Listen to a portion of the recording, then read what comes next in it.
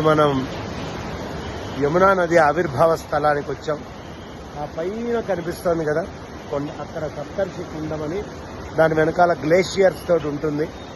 ఆ సప్తర్షి కుండ ట్రెక్ చాలా కష్టసాధ్యమైనటువంటి ట్రెక్.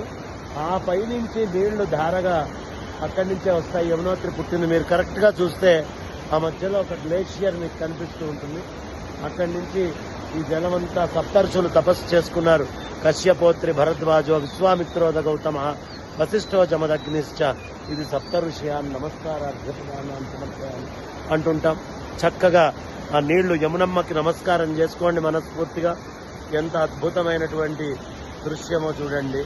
చాలా విశేషమైనటువంటి దృశ్యం. ఆ పైన కనిపిస్తోంది కదండి, దాని వెనకాల సప్తర్షి కుండ ఉంటుంది. అక్కడి నుంచి అవిచ్ఛిన్నంగా నీళ్లు ఇలా పారుతూ వస్తాయి. దీనినే యమునోత్రి అంటాం.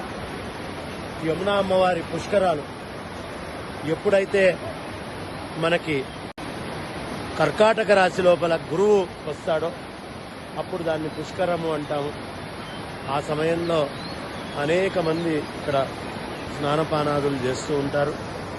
చాలా విశేషమైనటువంటి ప్రదేశం ఈ కొండల మధ్యలో. యమునమ్మకి మనస్ఫూర్తిగా నమస్కారం చేసుకోండి. ఇదే యమునాదేవి ఆవిర్భావ స్థానం.